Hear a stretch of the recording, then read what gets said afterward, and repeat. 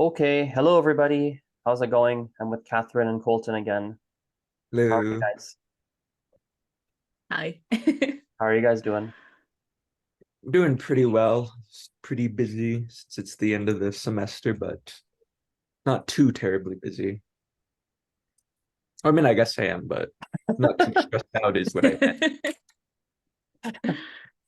I see. Yeah, there's like not a Hmm. problem being busy, it's more a problem with having everything all at once. I'm a little bit like that too, I think.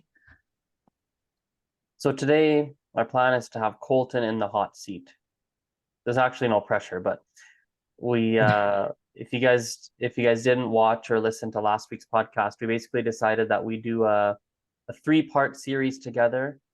Each one of the three of us will be in the hot seat 1 week, and we'll get to ask that person a bunch of questions about their life because, well, we realized last week that all three of us have had a very, very different lives from each other, and there's a lot of interesting stories to be told. So Kolton is first. So how should we structure this? I don't know. Should we just ask him and be unstructured, Catherine and Kolton? What do you guys think? I don't know. Maybe you could tell us in your own words what do you think your story is, and because I'm Ooh, sure that if Colton just starts talking, yeah, would not. I would suggest, if anything, not to ask anything at all and just let Colton speak first, because I think the way he would talk it is going to be absolutely fascinating and hilarious. So, and then we can ask questions, I agree. and it's also Kolton, the floor easier. is yours. So or what was the topic? What a Like your life story. story. I don't know. Oh, my life story. Or just any kind of Whatever that can entail, obviously, because could be yeah. anything really. Hmm. It's a good one. So funny because I always have something to say, but now that I'm on the spot, I'm like, it's like a million different things to say, but I Well, can't choose. maybe go chronologically. Like where were you born? Where did you grow up? What was your childhood like? Then what happened after that? You went to school and then like maybe work your way up from birth until now, Okay. something like that. So I was born in Cutbank, the town that I was raised in, but I wasn't like raised from birth. The first couple of years of my life, I was raised in Browning by my, um, well, I kind of stayed with a lot of different people. I mean, I lived with my mom, of course, but I also would go visit my grandmother a lot too. Um, Typically, that was my favorite place to be was my grandmother's house, and so I'd go stay with her often, or I'd go out into the countryside near Hart Butte, which is kind of in the southern part of the res, and I'd stay with my grandparents up there. You know, it's outside of the city. It's kind of closed off, and it's very mountainous, very um, picturesque, and just a very nice place to be. So, the first couple years of my life, I think I remember being with my grandparents a lot because I just really enjoyed spending time with them. Um, and looking back, I now think of a word in Blackfoot to describe that. And that word is kipitapuka, which is actually a kind of old word in it. It literally translates to like an elderly child, but what is meant by that is a child that is raised by their grandparents. And traditionally, that is what happens. The eldest child or whatever will spend a lot of their younger years with their grandparents, and for what reason I'm not really sure. It's just kind of a tradition. And so yeah, first I'd say maybe 5 years was with my grandparents, and then I lived a year in Las Vegas with my mother, and then back to Browning with my grandparents, and then I moved about third grade to Billings with my mother, where I stayed until about fifth grade. And then mm, after which I went back to Browning for a year, and then I went to Cup Bank in my seventh grade, which I stayed until graduation. Then after that, I got in college, which is where I am today. So that's kind of the shorter version of where I've lived and where I've been, but that's obviously not really the whole picture of who I am. Because another part that's really important to me that I left out was language. And I think my language I got, like I said, I was raised by my grandparents, and so I think I'm fortunate to have been because I got kind of an early. My grandparents weren't native speakers. It was their parents who were native speakers who I've never met, but it was their parents that were the ones that went to boarding school, and so in the States we call it boarding school. In Canada, I believe you guys call it residential school. Yep. In Canada, residential school, I noticed, is kind of happened later, whereas ours happened a little bit sooner. And so I don't really know any fluent speakers that lost the language in the boarding school because it happened kind of a generation before my time. So like essentially the parents of my great grandparents were the ones that went through that.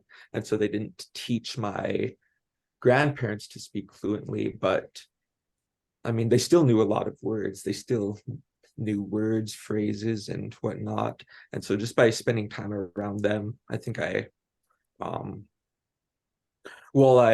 developed kind of a thicker accent for kind of like a Blackfeet accent. I've noticed that people who speak Blackfeet have a particular accent versus those Blackfeet that speak English by default, if that makes sense.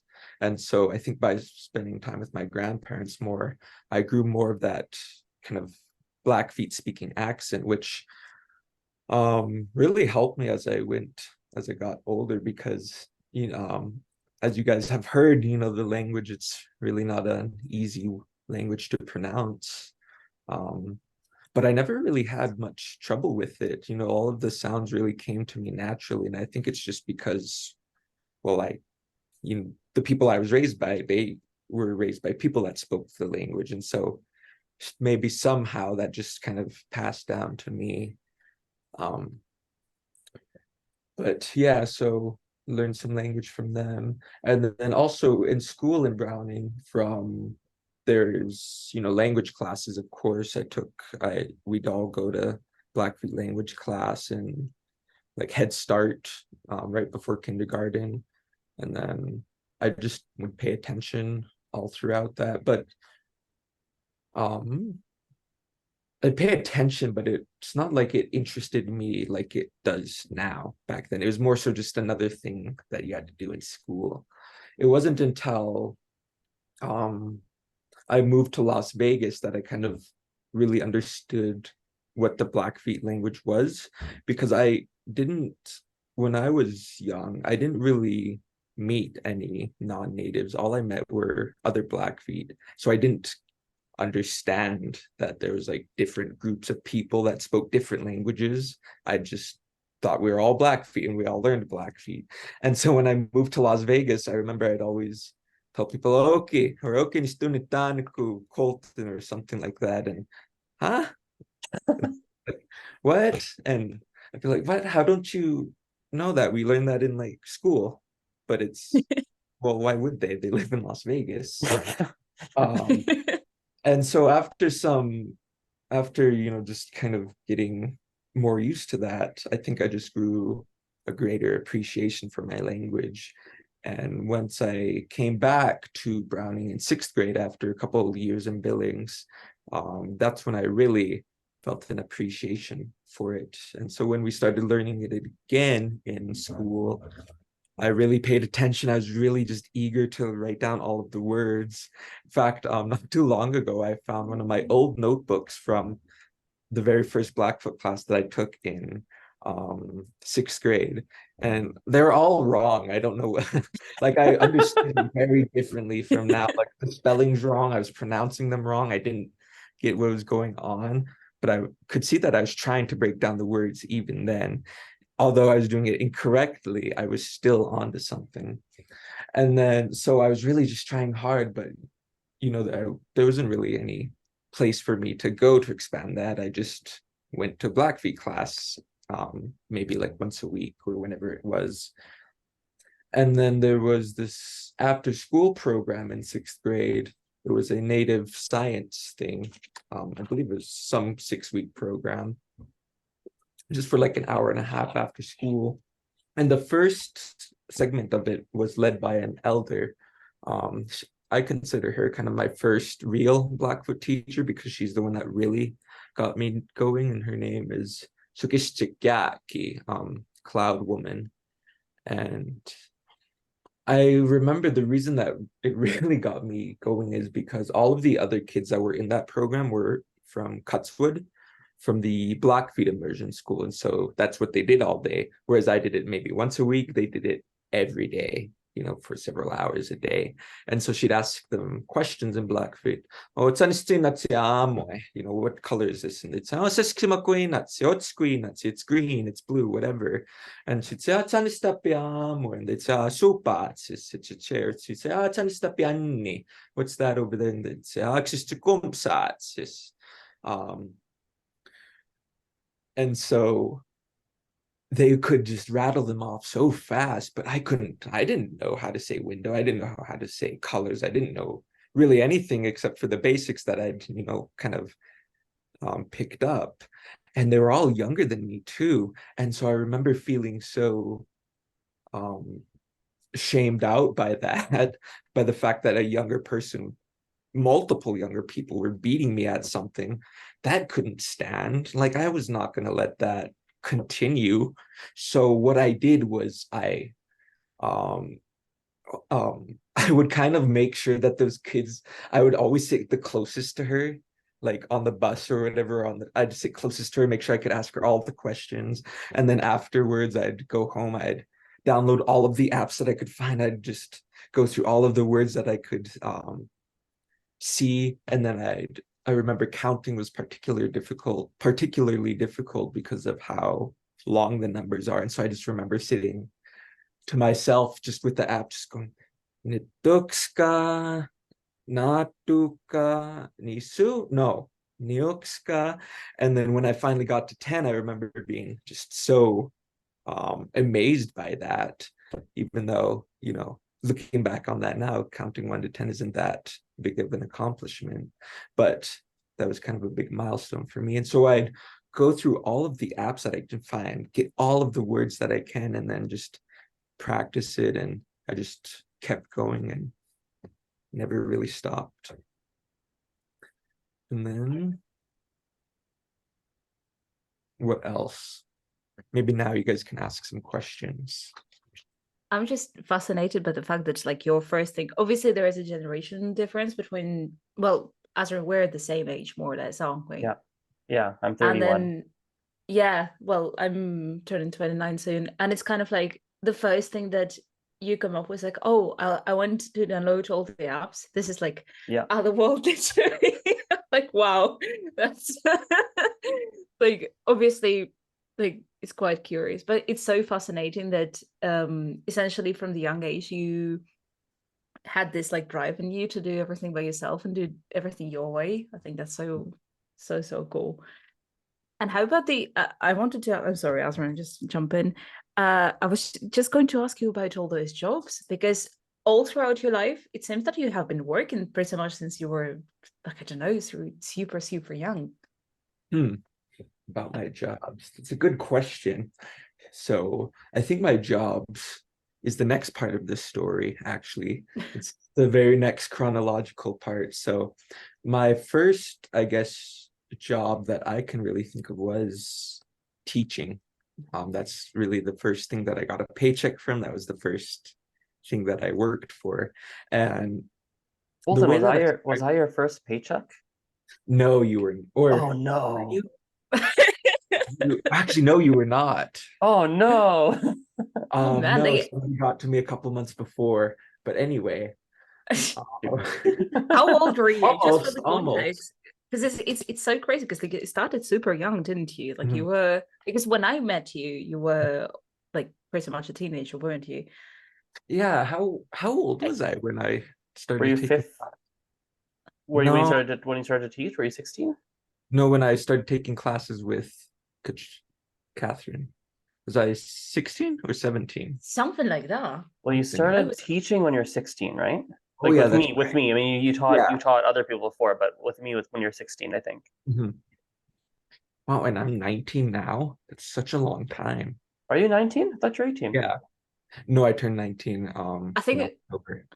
That's so crazy. It's like for people who listen to you, I think it is a very because obviously me and Catherine we do know you, but I think for whoever is listening to that, knowing how old are you and also comparing all the life experiences they are talking about, all the work experience, which is insane Mhm. that you're talking about, and the maturity in you, like the way you speak and everything, I think it's just fascinating to me. Like you do you. sound like an, unfortunately I can't pronounce the word, but you do sound like an elderly elderly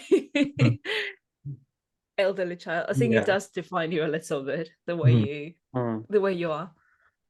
Yeah, definitely.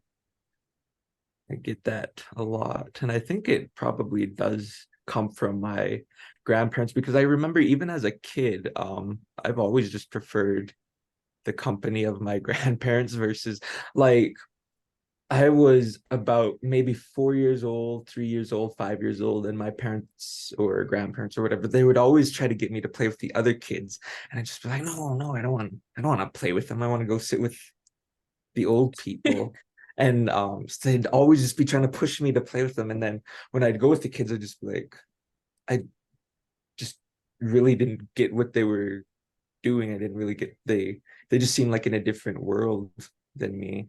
And so I've always just kind of gravitated towards the older people. And I think that probably made me old in that way.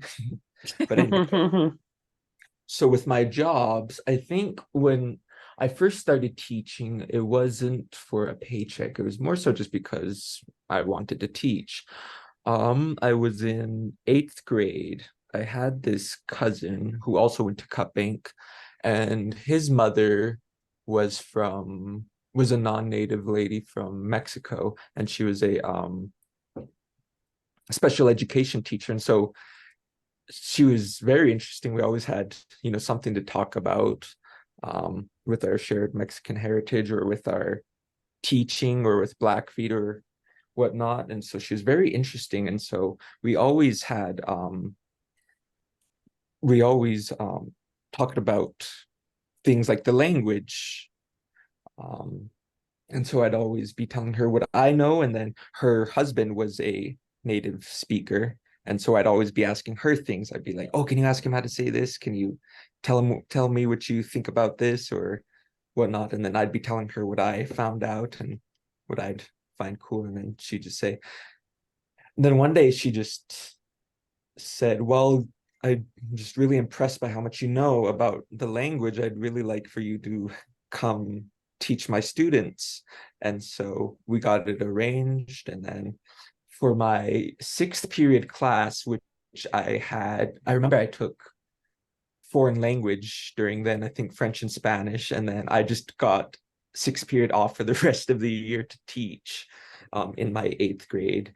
And so, yeah, every day for 6th period, I would just go down to the other school and then I just start teaching them. And then that's where my first experience was. And then, You do. um, and then after that, other teachers caught wind of that. They were interested in, they were kind of like, wow. And so multiple teachers had me sign, or they kind of put out a roster like, oh, do you want these Blackfeet classes? Put your name up. And then I'd go and teach whoever it was that signed up for however many classes they signed up for. Some would be maybe one class, two. Some I just show up every week for like a long time. And so, yeah, that's how I got my start in language, was in 8th grade. Just pretty much the entire year was I just got 6th period to go teach the Blackfeet language.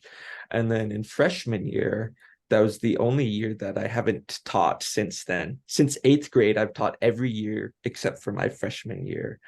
My freshman year is actually pretty much the only year that I really took Blackfeet classes from a wonderful Blackfoot teacher named Robert Hall. He's around your guys' age, and I guess a fellow language nerd, studied linguistics, and so he took on the language from a linguistics side. And so when I only took a handful of classes from him, but in those few classes, it really changed the way that I saw Blackfoot forever, because he would, before that, I only saw Blackfoot as they tell you a word, you have to memorize that word, and then maybe you can get enough words to get a sentence together. But then Robert comes swooping in, or sorry, Robert just comes swooping in, and then he's like, no, there's grammar. You got to know the grammar. There's a whole world behind just the words. And I was just like, wow. And so just him showing me these little things, and then some of the grammar tools. I remember what really got me hooked was when he did this long explanation of verbs, verb transitive animate, verb transitive inanimate, whatnot, verb animate intransitive, which I talk about a lot. And it's because that's really an important part of the language. And just from that, I just kind of changed the way that I learned Blackfoot forever. And then after, taking his classes, that's when I started to take Blackfoot on more from a grammatical side. Before that, I would do the same things. I could figure out the tense, if it was in the past, future, whatnot. I could figure out simple things, but still my knowledge of grammar was it was that of a seventh grader. So it's not like I could do that much, because I was in seventh grade. It's not yeah.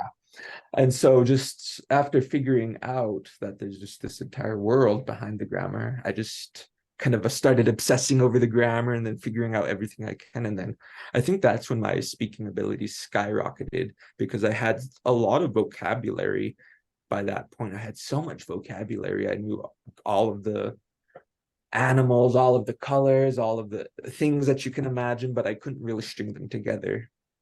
And so by that, I learned to string them together. And so after I had kind of gotten good at this, COVID started. And the year after my sophomore year, he didn't return to the schools to teach, because, why would you really take that risk? I mean, so the coordinators of my school, the coordinator of Indian Education for All, and then another counselor, which I worked with those two. They're kind of like my best friends on the faculty.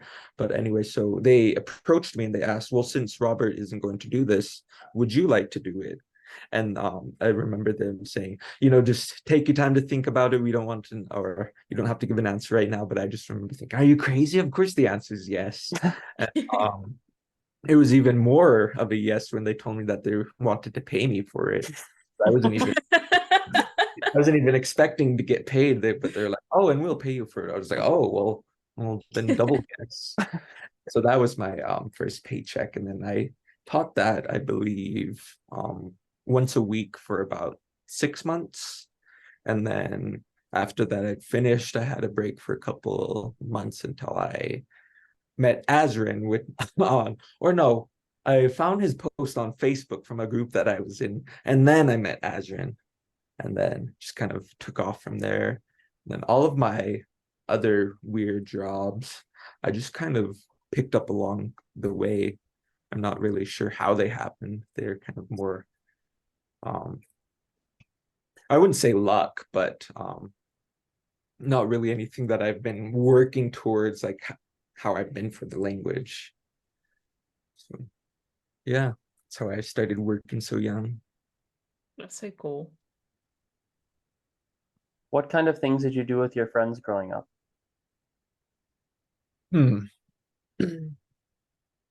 What kind of things?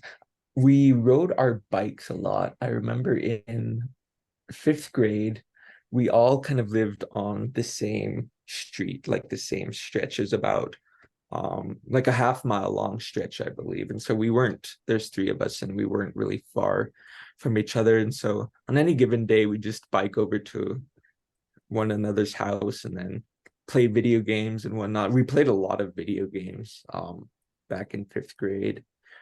And so what else did we do with my friends?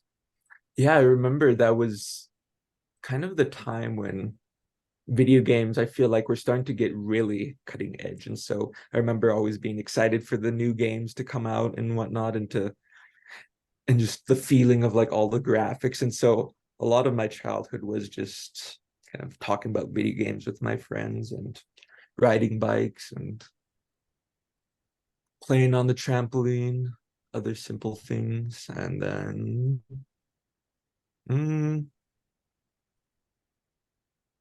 it's kind of hard to remember. Yeah, What genre of video games? Like, what kind of them? I think typically there were first person shooter games, like Call of Duty or things like that, or there were platforming games, or sometimes we just play Minecraft for hours on Mm. end, build castles, and then um torment each other. I remember my one friend, he really loved bunnies and rabbits, just his life force. He had rabbits, he used everything was just bunny, bunny, bunny. And so whenever we played Minecraft together, me and my other friend, we just chased down all of the rabbits that we could see in the world and just like eat them just in front of him. And he tried to stop us, but there was nothing that he could realistically do. I mean, sure, like unless you were to pull the cord from our game, we were going to kill all the rabbits. It's kind of it is very funny. Honestly, Yeah, like the way basically the first thing that you would do like with your friends is basically if you know that they're genuinely interested in something, yeah, that's where you go. yeah, that's where you go. That's Relatable. yeah. What There's about no what about in like junior high, high school? What did you in do with junior your friends then? high, what did I do with my friends? Um, hmm. Because I asked you because you said something to me once. You said you studied with one group of people, but then you Mhm. did other types of, I think I can't remember how you phrased it. You said you had different groups of people where you did different types of things. I don't remember how you Yeah, phrased it, but you phrased it in a certain way where you had different groups of people, you had different things with different people for different reasons. And I thought that was mhm. quite I interesting. think it's well, I think it depends on what you mean by a friend. When I think of a friend, I'm kind of thinking of somebody that when everything's kind of done and over with, school and work's out of the way and there's nothing else, then that's the person that you go to have fun or just waste time with or whatnot. Um, but of course, other people have broader terms of friends. Like there's a lot of there's a number of people in high school that would consider me a friend, but I'm like, meh, they're more of an acquaintance to me. Um, of course, I mean, it's all just words. It doesn't really matter, but that's kind of the distinction that I make in my head. Yeah. So that's kind of what I meant by that. So I had kind of school friends, which were more of acquaintances, um, in that we would only really talk about school, and we were still friendly with each other, but we didn't really know anything about each other's lives outside of school. So we just talk about projects or talk about this test that we're dreading or stuff like that. And so there's school friends or academic friends or friends that um shared kind of my academic goals and that I could just um do, I guess, do that with them, do different clubs with them, do band with them. And so, and I still hung out with them after school. They're still my friends, but they're a little bit different in that our relationship was kind of um, based on school, if that makes sense. Mhm. Whereas my other friends, um, they're more broad. There's if you look at all of my friends, all of my close friends put together, they're not really all that similar. And so, yeah. But as to what I did in middle school with my friends, it's a hard one. I remember we would just get together and me and my one best friend, we would just laugh about this stupidest things that we could think of. Um, like, have you guys ever played Cards Against Humanity? Mhm. Yeah, Yeah, Yeah. we'd play that, and by itself, it's a funny game. But the way that he and I would play would piss off our other friends because they'd be like, "Why are you laughing at that? It's not even. It doesn't make sense." And we're just like, "It's funny. Like you can't get it, or it's not that the jokes wouldn't they didn't make sense. They were It's just absurd. Yeah. and their absurdity is what made them funny. And so me and my friends in middle school, we were just absurd people, and we did absurd things. We often made skits on YouTube about whatever was on our mind that day or whatever we were thinking about. Are they still there? No. Definitely. Everybody's got look No, it they're up. not. They're long gone. For You my need to double sake, they're check long because gone. No, they're still there. Actually, I haven't seen them in a while. I believe my friend his YouTube name, so I'll have to go find them or text him about them. I believe they're still there. If you guys are interested, I'll probably send you the video sometime. Or we would just do things just for the sake of doing them. Like whenever my friend would come over to my house to stay the night a lot, we just play games. We would go on Omegle and mess with strangers. We would oh my God, what we did some crazy things. We would mix all of the things that we could think of together into one drink. It would be Pepsi, salt. Oh, you did tell me about this one. I think you Did I? did. Oh my, I think one day in class you told something about that, and I remember reacting. It's like that's weird, but I love that. This is an activity that. so funny because it could very well be this exact story, or it could be a different story with like the same plot. That's just how my life is. But anyway, so yeah, we just do things for the sake of doing. Like I remember there's this one we made a bowl of ramen noodles, and we put the grossest stuff in there: peanut butter, soy sauce, Big Mac sauce.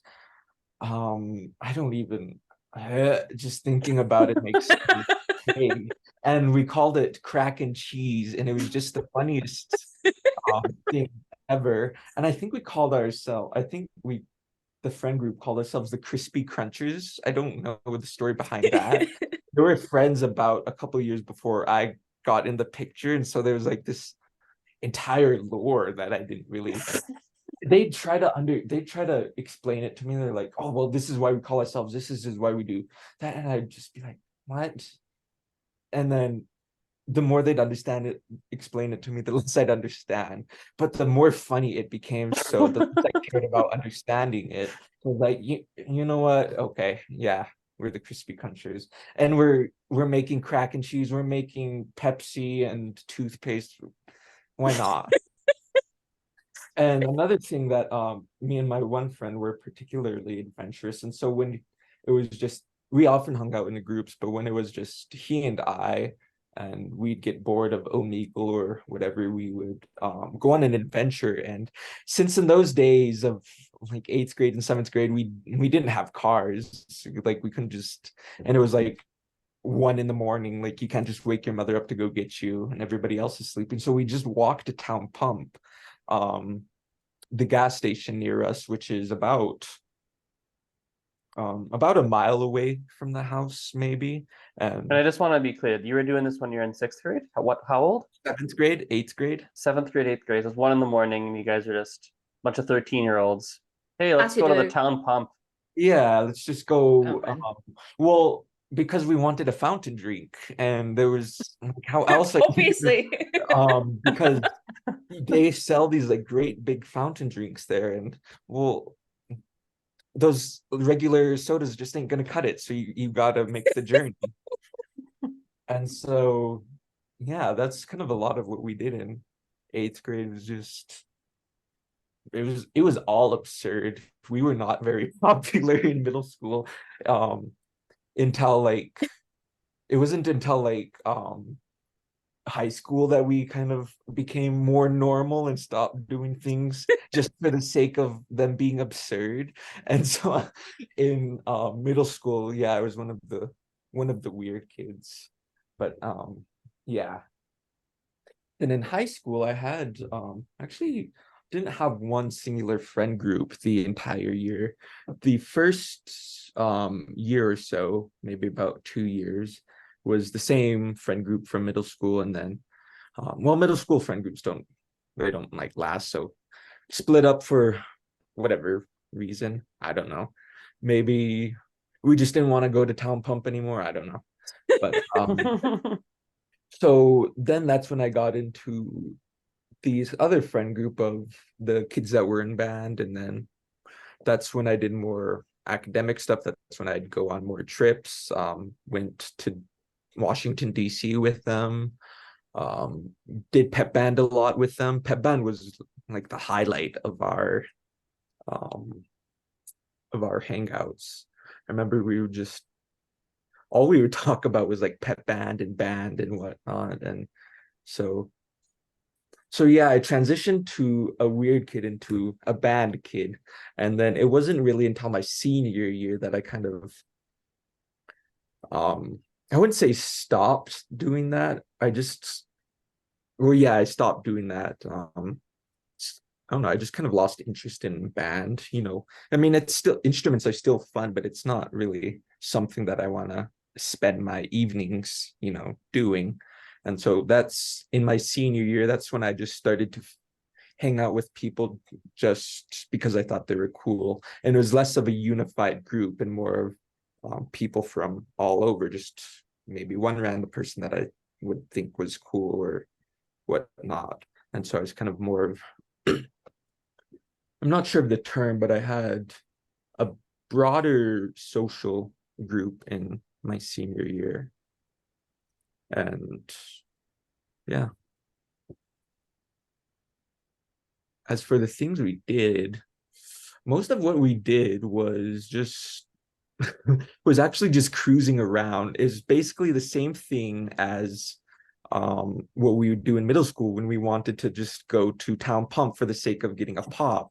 We'd hop in our cars and we'd just cruise to McDonald's to go get a $1 pop, because at McDonald's they sell fountain pops for $1. So it's like, that's what are you going to do, not get a drink? And so that's what we would do. We just drive around town making endless laps. Like we could drive around like 3 hours sometimes, me with my best friends just talking about whatever on, I don't know, maybe the 100th lap of cut bank. And that was fun for Yeah, because I do want to make this, so maybe you guys haven't heard of Cut Bank, which probably haven't. I went to Cut Bank for Kolton's high school graduation, and I always pictured Cut Bank be bigger than it is because Kolton calls it a town. And so a town to me is like thousands of people. And I don't know if Cut Bank has thousands, but you can walk across Cut Bank in about 10 minutes. What, 10 minutes? If like how how long would it take to walk across? Because we were at across the entire town. It would probably take about actually probably about 20 minutes. 20 minutes, okay. Yeah. So it's really, so the fact that you're driving around like 100 laps is just a hilarious image because it's so small. So Makes yeah, more sense now, actually. yeah, it's not very large, but you make it more interesting by finding different paths to go. You go different places. Maybe instead of going clockwise, you go counterclockwise. You just kind of have to get creative with it, because But Kolton, if you have a car, you've got so like you've got all of Montana. Like, why not just drive, like just go on the highway and drive somewhere and then hang out there? Why make 100 laps around Cut Bank? Different direction. There are directions, it's gonna be. I never considered that.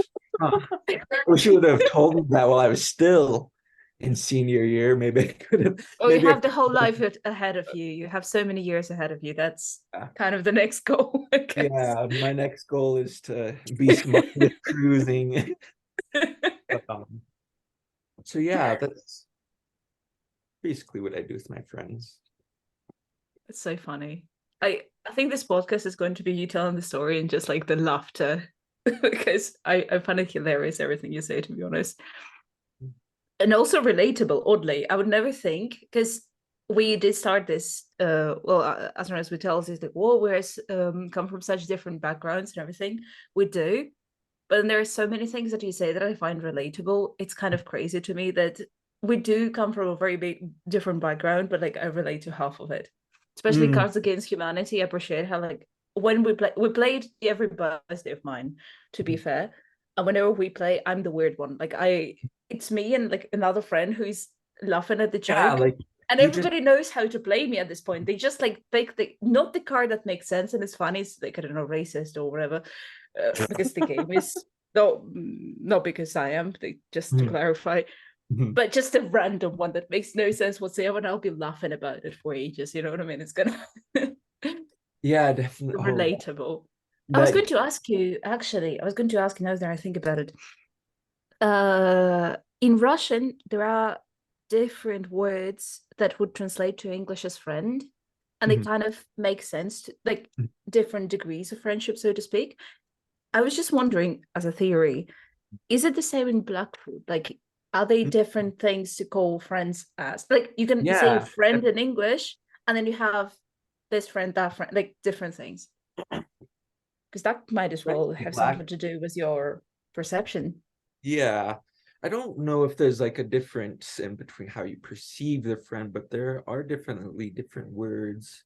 Um, like I was told that um for men to addressing another man that's my friend, I would call them not be, or not, or slightly different not be, which comes from the story character not be.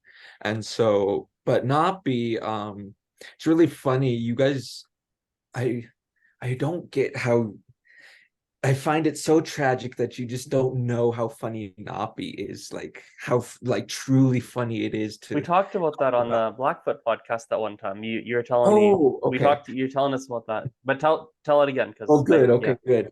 I find it tragic that the whole world does not know how funny it is to talk about Napi. I can't really explain why it's funny. You just have to know because, well, growing up with these, you hear these stories, and so he almost feels like somebody that I've grown up with, somebody that I know, but all of those stories are just so, it's like, why would you do that? And so he just kind of becomes this really crazy person, and so it's just really funny to joke about Napi. um for instance, whenever my friend gets done, we're in the same spiritual society, we're in the same ceremonial society. I'm not sure of the terminology in English.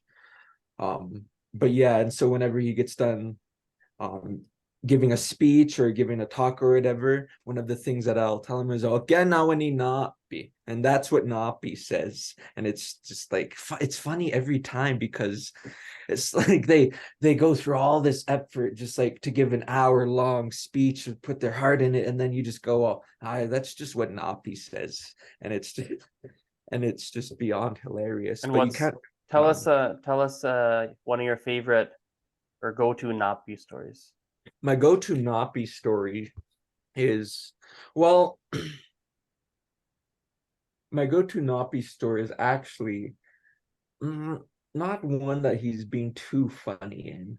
It's the Napi and the mice story, and I learned that from Robert Hall. And then I went up to Canada, up to Ghana, the blood reserve, to a speaking contest there, and I remember I worked so hard for that story and then memorized it, and then went there, blew them all away, and then took off with their money. And so that story just kind of became my go-to Napi story. It's not being the mice. And in not being the mouse, the standard story is that Napi is just kind of walking around. He's just Napi, he don't got nothing to do. And so he hears this singing from an elk skull. He looks under and he sees these mice are just singing and dancing in there. And he's like, "Well, I want to do that." And so he puts on the elk skull and then starts dancing, and then, but obviously the mice have rules for him. He can't go to sleep, but Nappy being Nappy, he falls to sleep and whatnot. It's a long story, but the variations can be quite funny because in some of the variations they'll be talking about the mice just singing and dancing and whatnot, and then they get distracted by a female mouse and like with a big old wig and like big old high heels and whatnot, just like walking by, and all those mice just like stop dancing, and Nappy gets mad at them or whatever. And so people can get pretty creative with these Nappy stories. And so it's, yeah, I'm not the best Nappy storyteller. People are, for all of my stories, the stories that I tell best are the ones that I've like experienced. And so I don't do too well telling Nappy stories because I'm just trying to memorize what people told me and then like pass it on. So I can't tell any too good Nappy stories. But yeah, there's Nappy. Oh, but anyway, so since Nappy is such this funny character, there's also this the saying about him is that he's really ugly, and you don't want to be like Nappy because, well, he's always messing stuff up, he's weird looking, he's all this and that. And so that's why us males call males of the same age Nappy, because it's kind of like insulting them in a way, but in a friendly way. If you think of it in English too, we do this, I might curse at one of my friends in a endearing manner. And so that's one way that we do it in Blackfoot. Or we might say nitaka, which is more so, it comes from our societies that I told you about. In Blackfoot, there are ihkanagatsiks, there are holy societies, which are started out as war societies, and there's different ceremonies and songs and dances within each society. And so what you would call a fellow member of your society, you refer to them as your brother in English, but in Blackfoot you call them netaka. And it's kind of more so saying like you're equal, because what I've heard is ihkanakatsi is all of the equals essentially, or all of the people of the same age, standing, whatnot. So nitaka is kind of more so like my equal, my peer. And then Nappy is what you would refer to somebody directly to their face to kind of poke fun at them, but in a good way. And then women would call each other buka, but I'm not sure the story behind that one. And then, so yeah, there's about 3 different words for friend in Blackfeet. Or alternatively, what we also do is we just refer to them as your brothers or your sisters. And so, for instance, there's a lot of people that I have a relationship with that it's hard to describe what they are to me in English, but I can do it in Blackfoot. I'll just say, my niece, this is my older brother. And it's like, well, that's, if I say that in English, so they're like, you have an older brother? And it's like, well, no, not actually, but that's my older brother, And so you would do that in Blackfoot for any person that you feel close with that's older than you, but relatively close to in age, you'd call Nisa. Or somebody younger than you, but still relatively close in age, Niskan. And so that's also typically used for friendship terms. So yeah, there are definitely more than one way to say friend in Blackfoot. What about your parents? They also grew up in Cutbank, or are they from elsewhere? They both are from Browning. Browning. I have to think. Yeah, they're both from Browning. They're both actually, I'm not sure where my mother was born. I think in Missoula or Great Falls. Or maybe she was born in Browning, I'm not sure. And then my father was born in Missoula, and then he's kind of from the same he's from the same grandparents that I'm from, so he kind of did the same thing that I did. Stayed with his grandmother and then stayed with his grandparents out in the country, the same people that I stayed with. And so that's kind of what he did. And then, yeah, so they're both from Browning.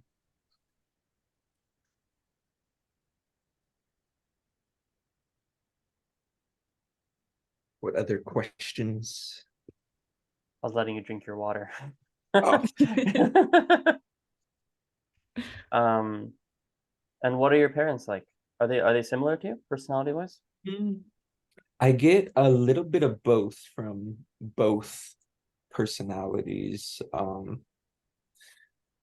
Well, my father passed away in my freshman year, so I don't really know too much. Well, I mean, I still know him, but I don't really. You kind of get to know your parents differently when you're an adult, so I don't really know him in that aspect. But I remember because they were split up, both of them would try to say, "Oh, you're exactly like me. You're not really like the other one. You have my exact personality." And it's like both of you say that, like, because they're just really similar. And then that kind of made me who's similar to both of you. And I definitely am similar both in the ways that I've known them. And, by introspection, I can see, wow, you're a lot like them. Or even by stories, sometimes somebody will tell me a story about one of my parents, and I'll be like, that sounds exactly like me. And so I think I'm kind of a mixture of both of them. But it's hard to put both of their personalities into words because they're both pretty dynamic.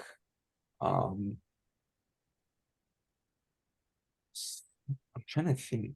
I haven't really put too much thought into kind of their personalities as I've put into mine. So it's a bit harder for me to think about it. But I definitely would say that I'm a clear mixture of both personalities of my parents.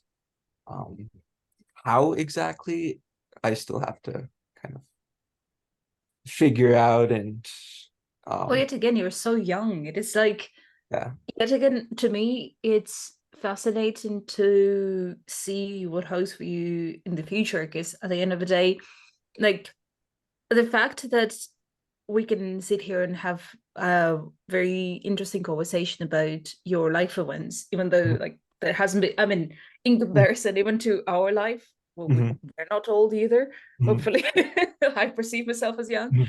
I try to.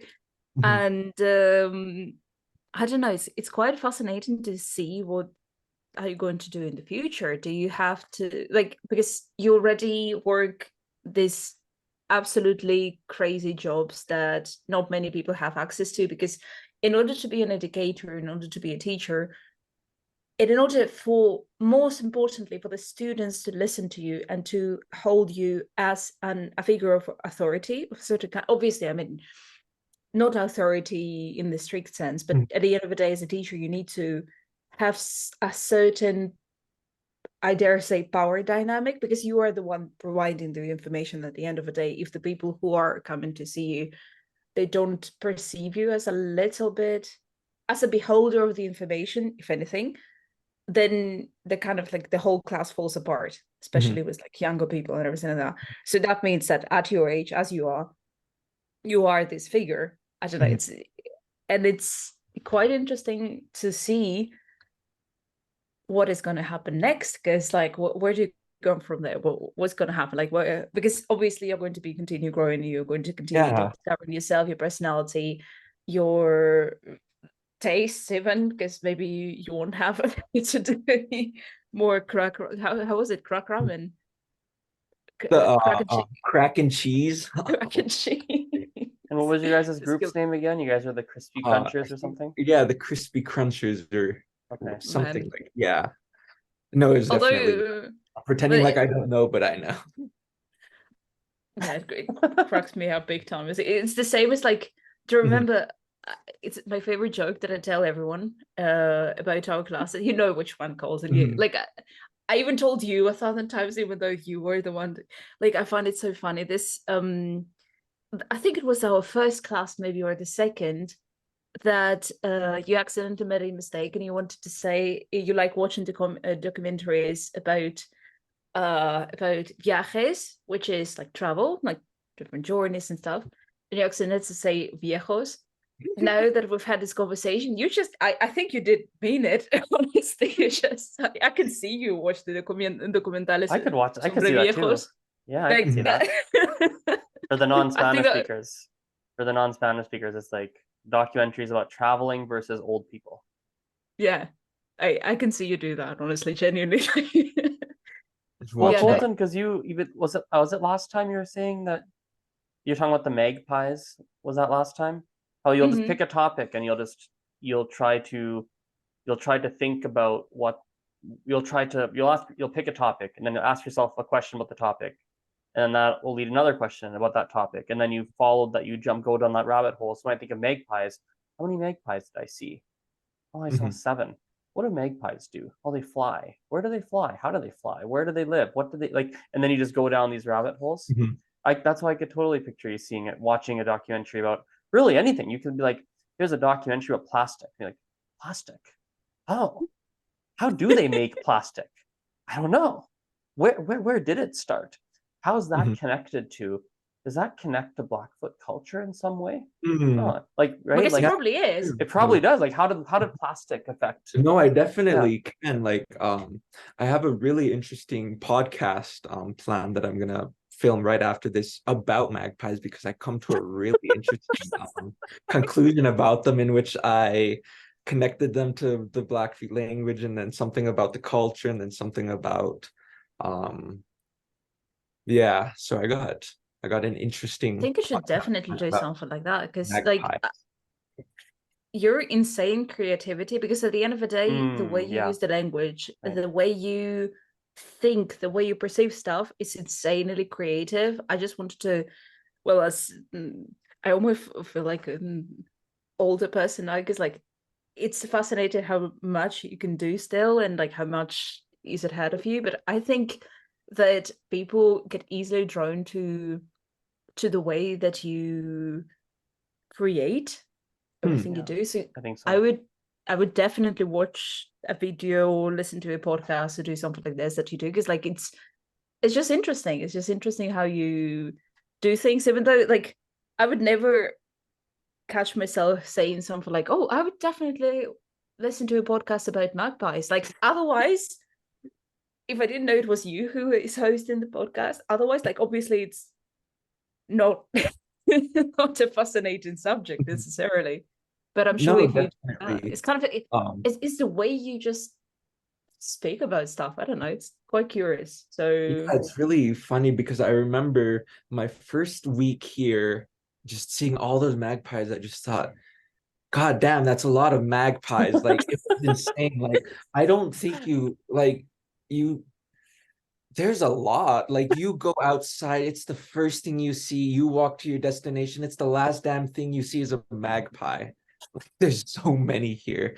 But just noticing that, I just thought, oh my God, I'm gonna be thinking about magpies so much. I just know I'm gonna like end up writing a paper, doing some kind of art project about them. And then here I am. And then last night, I just kind of came to the realization of something really interesting, which I still have to work out and get the details out. But I think Are you doing that for the Blackfoot Alive podcast? Yes. Oh, okay. Oh, perfect. I look forward to listening to that. Is the podcast in Blackfoot itself, or is it in English, or is It's it a in mixture? English. It's my Blackfoot podcast is, I kind of just do, it's mainly in English, and then I more so just talk about Blackfoot or tell stories or whatnot. And then, so yeah, it'll be mainly in English for you to Super hear. interesting. For you to Actually, hear I think you're doing a great thing for the Blackfoot language or for the community to like spreading awareness about it. And you don't do it in a way that people do, that they are trying their hardest to make it interesting. It's like, oh yeah, let's learn whatever the language because it's very important or something like that, which usually creates, if anything, the sentiment of like denial or rechazo. I don't know how to say that. But you're just like speaking about it, connecting everything to the culture. Anytime you have a little note about it, I just want to listen to that, in the sense that like you say, okay, well, this word means that and this word means that, and you always pronounce it.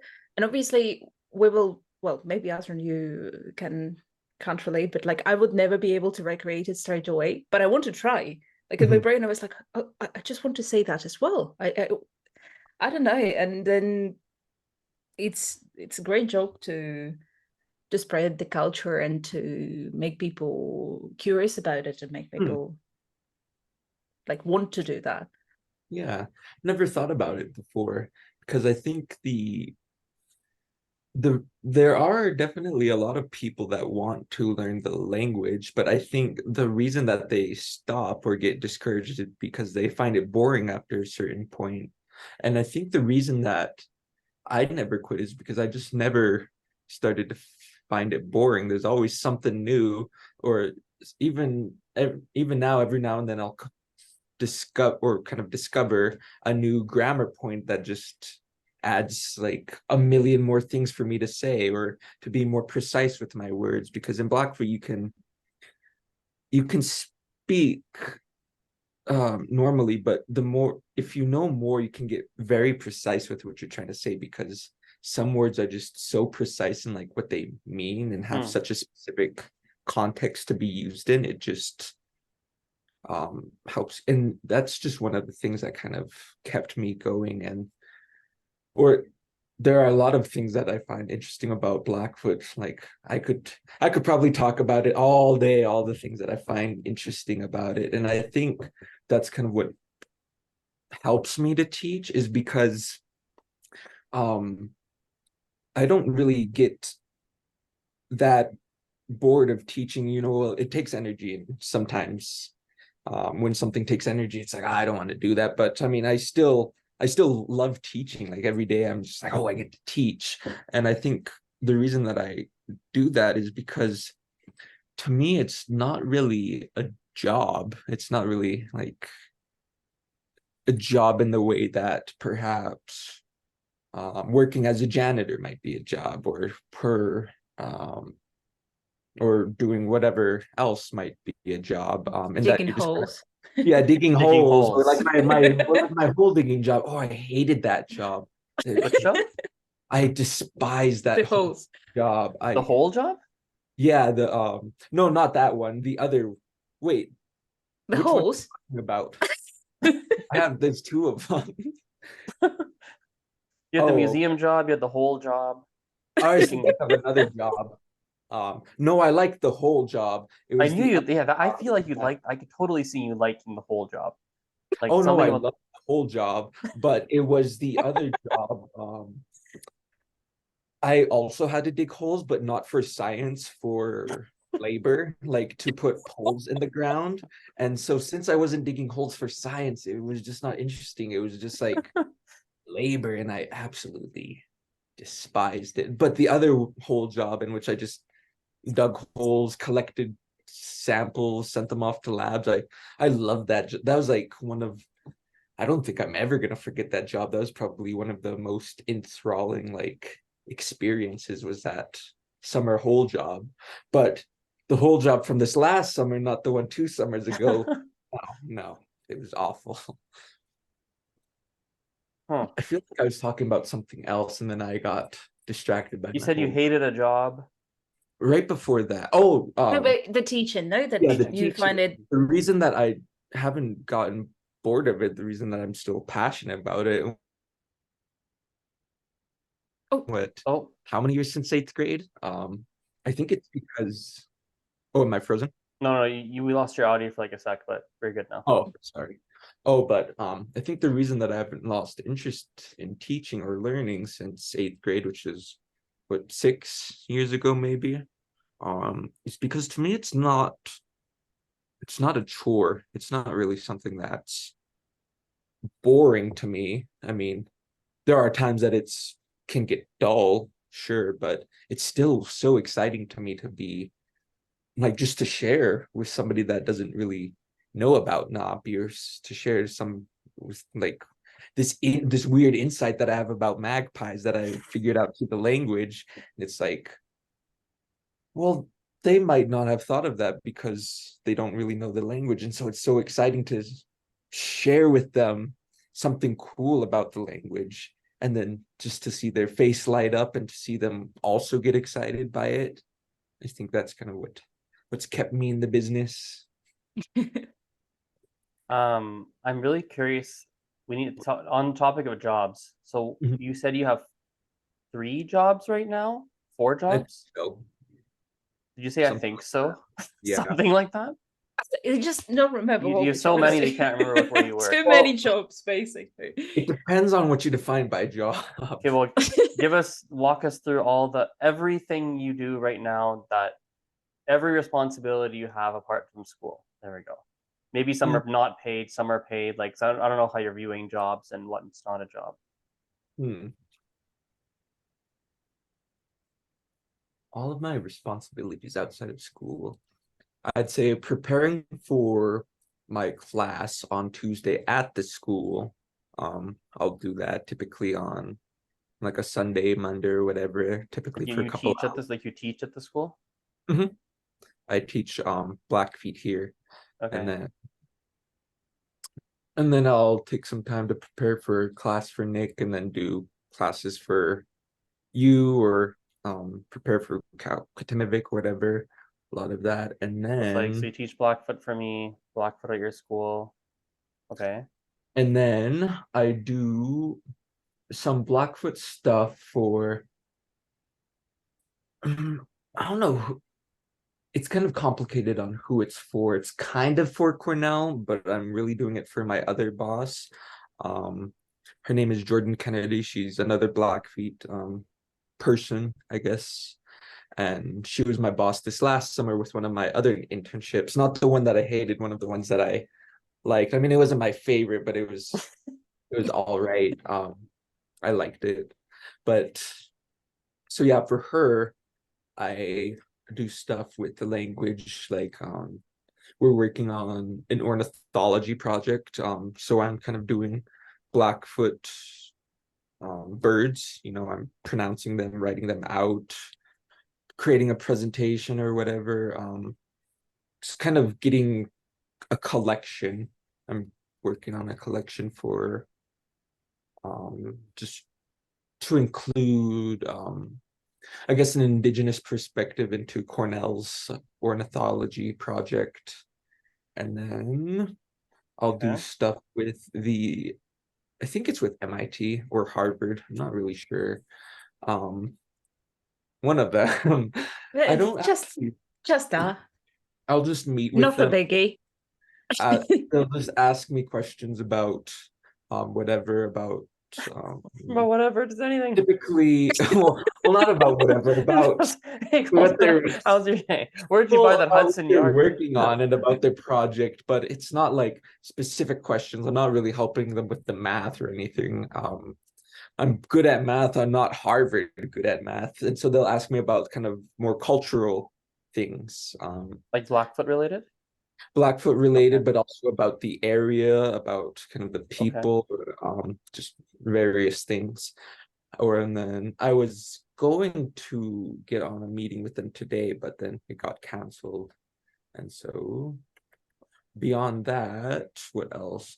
I was also going to do the soil one, where from 2 summers ago, with my whole job, where I collected the dirt, sent it away to MSU. Well, here I am at MSU. I was going to do it. I don't know. It's kind of confusing. Like, me and the person just never really connected. Like, we just never really met together to start again. I think it's just because he was pretty busy, and so it was just hard to get a date for him. And then after a while, I just said, oh, I'm kind of too busy, I'll just do it next semester. So I just kind of quit asking. And then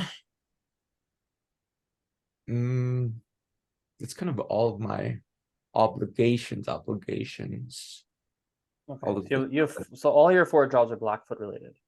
Yeah, pretty much. Oh, I didn't realize that. Okay, I thought you had like 4 completely separate jobs. I didn't realize they're all sort of under. It's still 4 jobs. It's still 4 jobs, yeah, with 4 different people. 19 Yeah, year there's olds. 4 different jobs. Like, the soil job is kind of like a soil job. The only Blackfeet part about it is that the soils come from the Blackfeet reservation. But yeah, I guess definitely they all kind of connect in some way. All the soil you dug up, you now get to analyze. Yeah, I now get to analyze. It's fun. But so yeah. And then, do I have another job? I What is it might. that you study? Because you don't study anything related to linguistics at all. You study something No, I completely studied different. bioengineering. Yeah.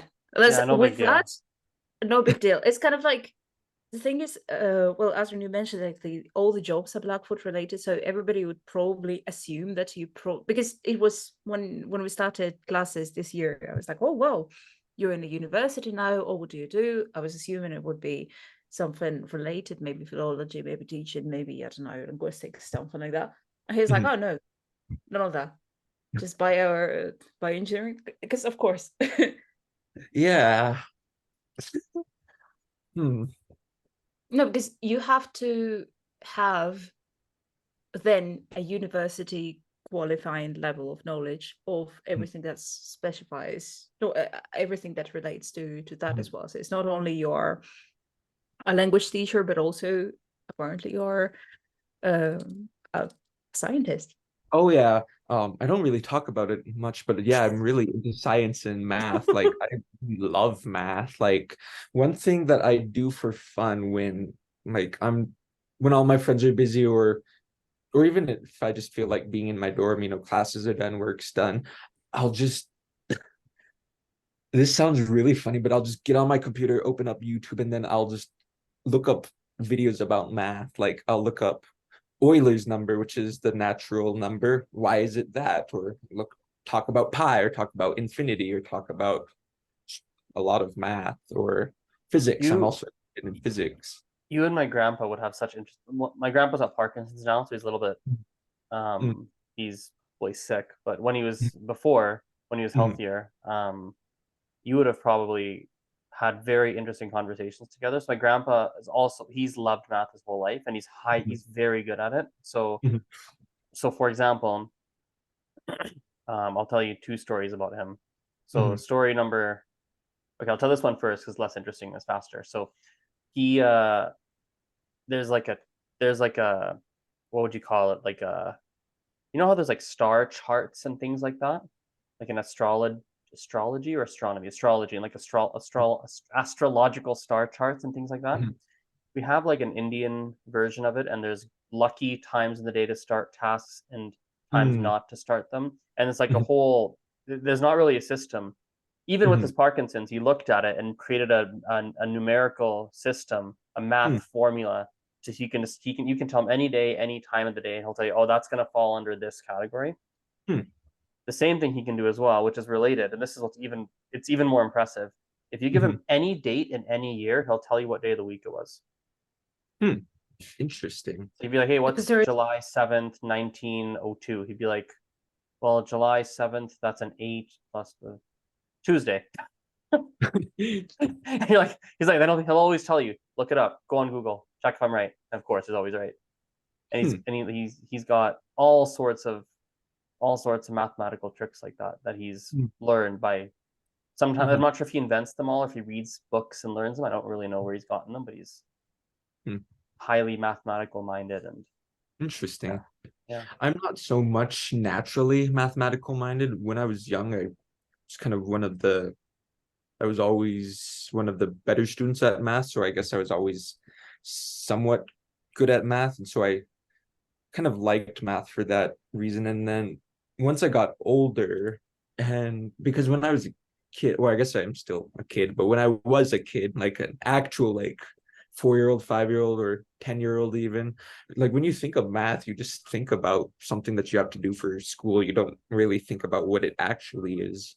But once I got older and understood what it's actually showing and what derivatives were showing and how you could model motion and all of the cool things, all of the cool places that math shows up in the universe, I think that just really interested me because it seems like to me at first the idea was math is just some human invention that really has no importance, because you've all heard the joke of, oh, when are you actually going to use Mhm. math? Mm. But when you find places that it actually can be used and things that can be broken down by math, I find that so interesting because it's like, okay, we started by counting our fingers and then we got to the moon. Like, what?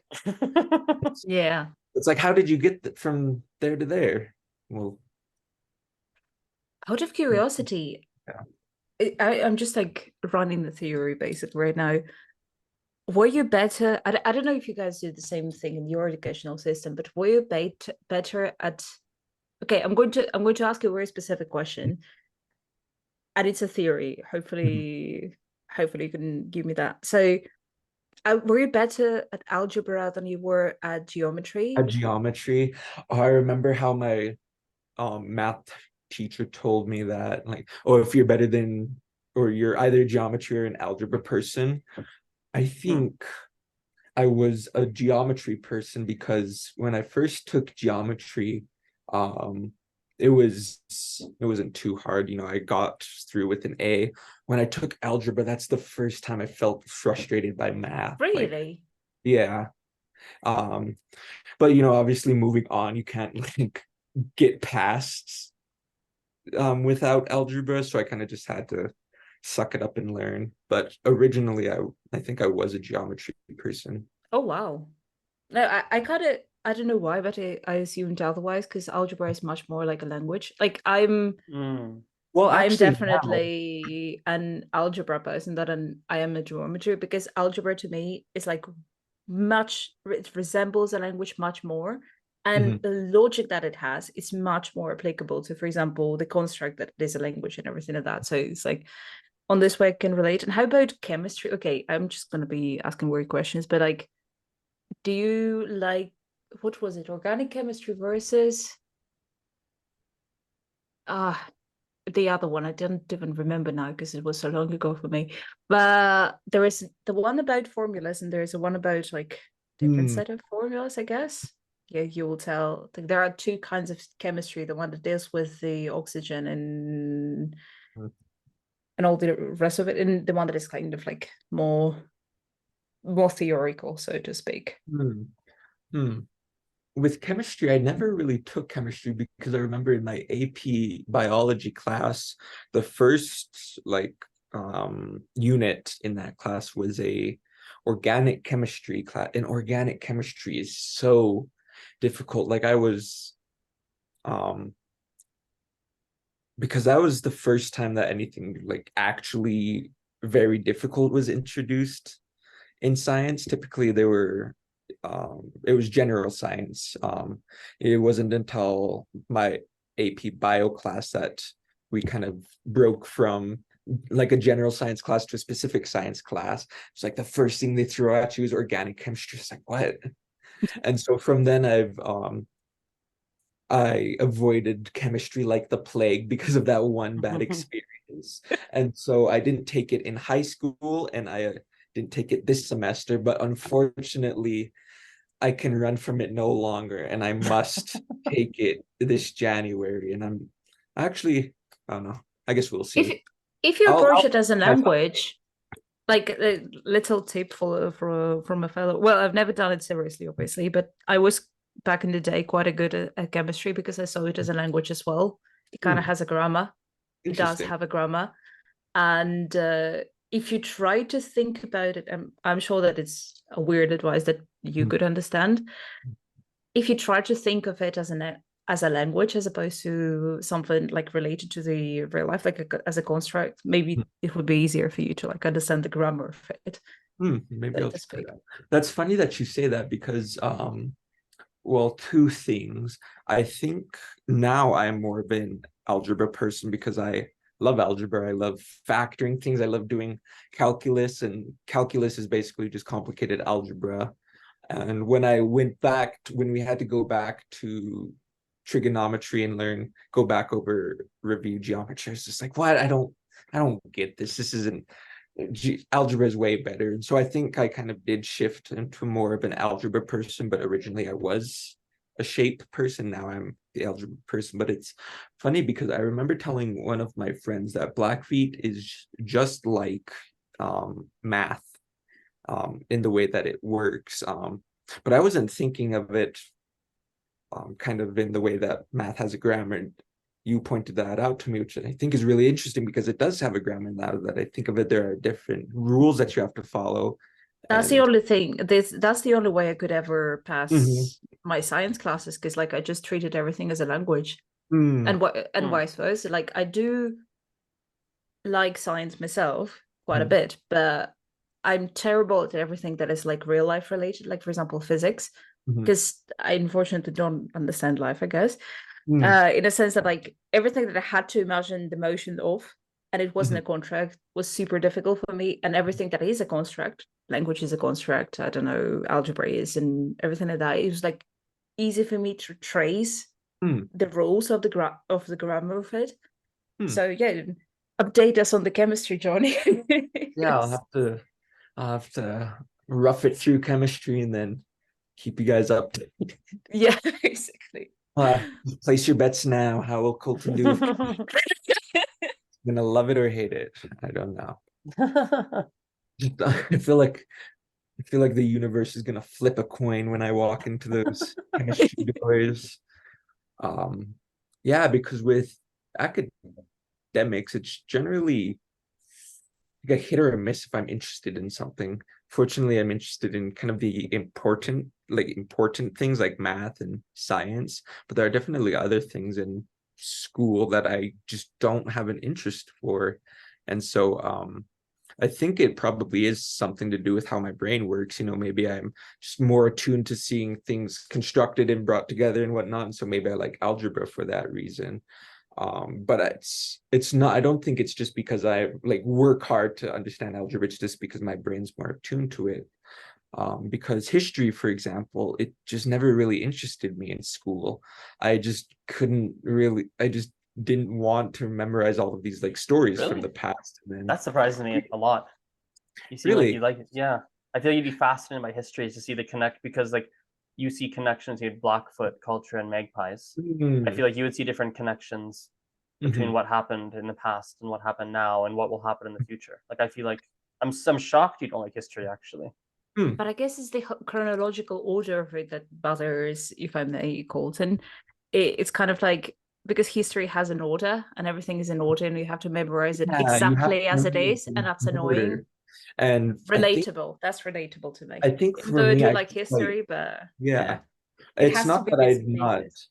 interested. I'm just not interested in the way that they're teaching it Hmm. because there are definitely Uh, some things I Yeah. find interesting. Like, sounds really nerdy, but I really like math history and all of the things that it took to get to what we know today. I like learning about Archimedes, Plato, what's not. So I find that interesting, but I like to hop around in history, go back to the ancient Greeks, go back to today, and then sometime in the middle. But the way that they teach it's very right. structured. Mm. And I think my brain, just as who I am, is not structured. It's more of like everything's just floating around. Yeah. I can relate to that for languages because I will take, how do I say this? I will use structured classes to learn a Mm. language. I will take classes that follow a textbook and such. But what's interesting is when I'm in a class, I'm not necessarily listening to the content. Mhm. I'm watching the teacher actually. I'm Hmm. watching the teacher and watching the teacher how he or she talks. Hmm. Like, oh, the teacher uses that filler word all the time. Interesting.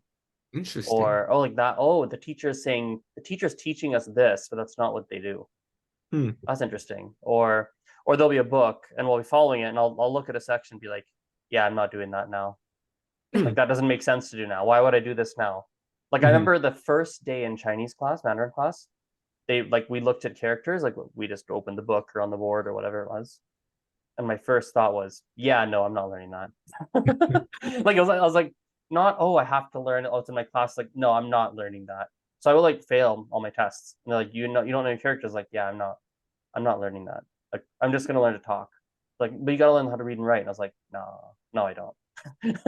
Maybe later, but now, no, I'm not doing that. Right. And Hmm. so, yeah. Oh crap! I just saw the time. I have to let you guys. We have to end this because I'm interviewing someone actually. I have to interview someone.